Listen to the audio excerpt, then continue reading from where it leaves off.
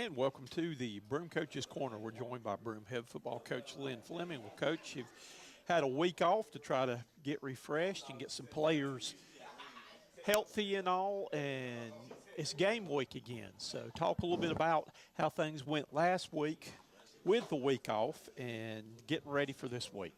Yeah, it was good to get some guys healed up, completely. I felt like we had some guys that were they were banged up a little bit, and it wasn't anything major, but it was just nagging injuries. We just wanted to kind of get those healed up and feeling a lot better going into this week. And I felt like we had a great opportunity to do that last week, and so it's going into this week. It's been a good week. Not a great practice yesterday, but it's been a better practice today. So we're looking forward to just playing Friday. It's always tough having a week off. And today, it actually feels like football weather out there today.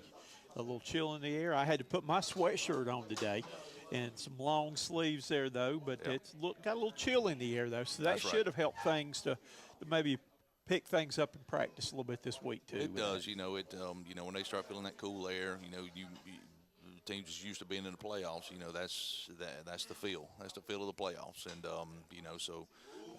like I said, it's much better practice today, and I'm excited about tomorrow and getting ready and again for Friday.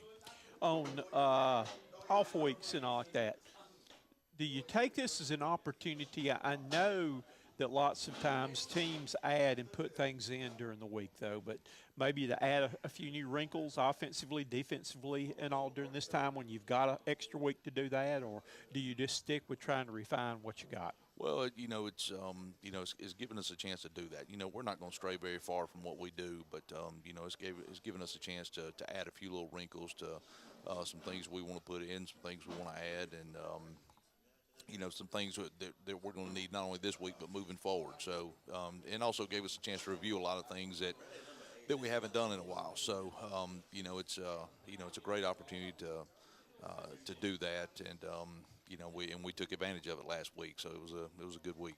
Well, I was ready to put in the Stephen Odell tackle eligible pass. He is too.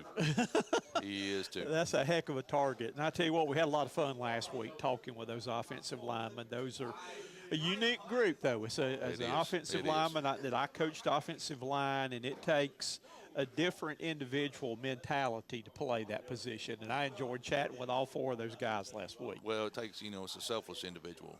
They're not going to get a whole lot of, you're not going to read about them in the paper a whole bunch. It's their stat lines are very different, and but it's a group that goes out there, and their job is to make sure that these other guys can throw the ball and catch the ball and run behind them. So they're the protectors, and they're the leaders, and they're the group that makes it happen. Well, I made sure and blocked all the officials where they could not see, because we had true confessions on how many times a game they actually hold. With that, or how many times they want to hold. Well, yeah, don't let them tell that. Oh, no, we won't. Although we do have one that said he tries real hard not to hold, that he tries to keep his body in position. Oh, good. But I asked him, I said, do you think holding ought to be a rule that ought to be changed? Because a defensive lineman can hold you and throw you aside. And they said no, but they just wished you could do anything that when you pancake somebody that you could block them and hold them down and pin them like in wrestling WCW, that they would like to see that offensive lineman get to do that. See them tap out. Yep, that would be good on that, though. All right, going into this week's game, things are looking pretty good. I would say you're probably really close to may have already clinched at least a home first-round playoff game now. Yeah, well, this week can really do this for us. So, it gives us something to play for, and, a little bit of excitement going into Friday. So, we win this Friday, we'll be in a great position to definitely host a playoff game, and then put ourselves in position to, to have a big week the following week. And I believe I looked, tell me if I'm wrong on this too, but I was trying to look at the playoff brackets. The winner of this conference would have a chance to host two first-round playoff games. Is that correct? Yeah, I think so. Yeah, and that'd be that's big. even big right there, to where it would be third round before you kept winning and all, that you would ever have to go on the road. And I think one thing important too, looking at if you win the region, you stay out of that bracket with Daniel. Yes. and that was a good. So I kind of studied up on that last night, seeing, who our potential people we could be playing down the road, That's right. where we be playing, and trying to get that figured though. But Carolina Trojans, they're an interesting football team. They had a long losing streak. They have snapped it. They've won a couple of games right there. So I think they are pretty much, from what I'm seeing, are still trying to find an identity in football now with a new coach. Yeah, they are. And, Coach Glover, they hired Coach Glover this past year, and he's doing a great job. I mean, you can see on film these guys are being coached well. They're doing a lot of things well. I think they still are trying to find out their identity and where they're at and what they can do. And I think he'll be the guy that'll do it. He's, like I said, he's done a great job, and had a chance to know him for several years, and really respect what he does with his program. And I think he's going to turn that place into into a place that's going to be really good at football.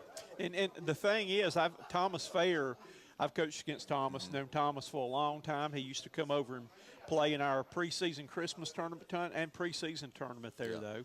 But there's always been athletes there. It's just that, maybe like you're saying too, that I know Coach Hodge had success there when he was coaching, but just from the standpoint of, sitting down and teaching and actually putting that talent together and all, they just have not had a whole lot of luck or longevity with a coach staying long enough to do that over there. Yep, and if I'm not mistaken, Coach Hodge was with Coach Glover was with Coach Hodge at Carolina during that time. Okay. So he's seen it be successful, and he understands. Of course, he's went and worked for other guys. It's seen some things as well. So I really think he's a guy that's going to be really good for that program and get that thing going in the right direction. And they did have, I remember back in the days when a friend of mine, Dave Farnham, was there. Yes, the C Train. Yep. The C Train is what they called them right there, though, that they have had a little bit of tradition, though. Well, tell us a little bit about this year's team, of what you've seen with them on film. Well, like you said, the first thing is they're extremely athletic. They have a quarterback that manages the game pretty well. They've actually used a couple, so they have one that manages the game pretty well, the one that's probably a little more athletic, but both of them have done a good job. They have a running back who runs hard, behind his offensive line, who does a really good job. They get off the ball and they stay on blocks. They're very physical, very aggressive. Receivers do a great job of blocking downfield. They got one guy that they really like to throw the ball up to. He's a really good football player. So they're offensively they have a chance to be really good. Moving forward. Defensively, just aggressive. We have to do a good job of trying to get those guys out of position a little bit to make plays. But like I said, they're a football team that's getting better each week they go out. And again, like I said, I think they have won a game or two this year. They have been competitive in the games right there, though. But, what have they established any kind of identity on offense and what they really want to do yet? Well, we've seen them in several different things. They'll be from the I to they'll be 4 wide. They'll be in a heavy set with some wildcat stuff. So, they've done a variety of things that we've had to prepare for this week. But they want to run the football. I think that's their bread and butter, and I think they're trying to find different ways to run the football and be successful doing it. So, we just have to make sure that we match and we're physical up front and try to find a way to stop the run. What do you think is their strong point on defense? Defensively, probably their defensive line. You watch them. I think it was, if I'm not mistaken, it was 14-6 maybe last week at halftime with Blue Ridge. Defensive line, I mean, they're very physical. They get after it, and they get off blocks pretty well. So, for us, that's the biggest thing for us. You were talking about earlier, we're going to have to move our feet, stay in position, and stay engaged with blocks.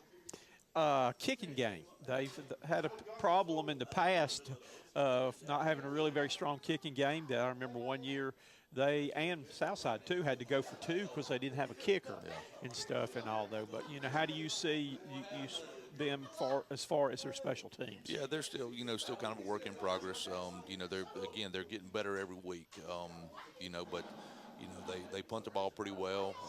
Young man is kicking off. He kicks it. I mean, he seems he has an idea where he wants to place it, and again, they're pretty solid, at the kicking game. So, hopefully we can get some pressure on the punter and give ourselves a chance in some good field position. But again, there's something they're continuing to improve on.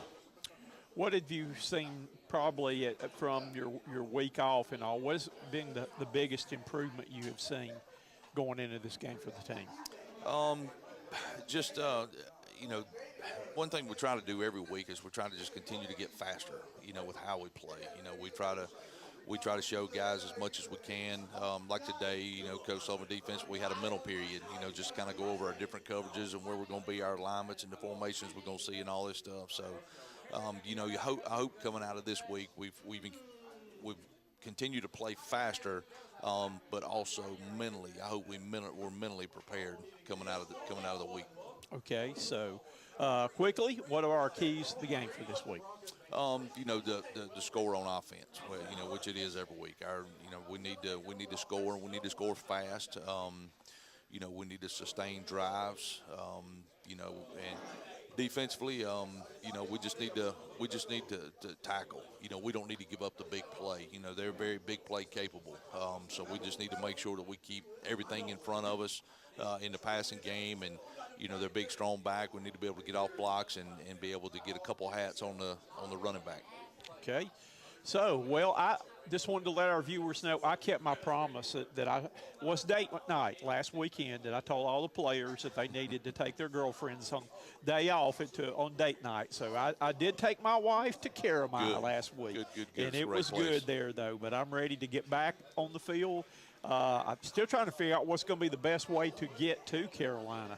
I know how when 85 is a nightmare going there. Can 29 get you there, or? Yeah, I don't know. That's a good question. Usually when I go, our Jake Law, our SRO, will ask him what traffic looks like on 85, and our bus drivers, I just kind of leave that up to them. You go whichever way you think's going to get us there. Well, and it's not always necessarily the fastest way, but it's the way that we feel comfortable going, and that we know that the time is not going to be an issue. Well, I'll tell you what, the 5 o'clock traffic on I-85 in Greenville County is a nightmare, so I'm probably going to leave between 4:30, though, but look forward to seeing if we can knock down some things on clinching that home playoff game and some of the other things, and take one more step towards getting that region championship. That sounds great. We'll look forward to talking to you after the game. Thank you, Coach. Thank you.